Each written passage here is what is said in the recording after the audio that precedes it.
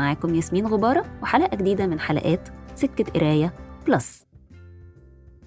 سنين عمرانة، ويبدو معها عنوان الكتاب عشت مرتين مناسب جدا ومنطقي.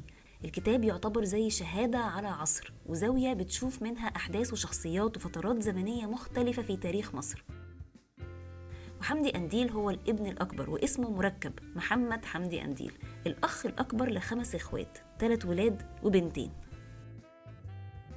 وهنا وقفت برضو عند فكرة إحساس حمدي قنديل بالمسؤولية تجاه مستقبله وقدرته على اتخاذ قرارات كبيرة زي دي في حياته في سن صغير.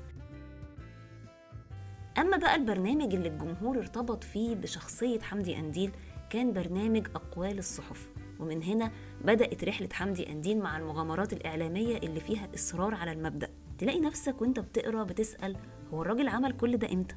رحلة قرب فيها من كل الشخصيات العربية المهمة، وشارك في تأسيس التلفزيون مش بس في مصر، ده كمان في الدول العربية.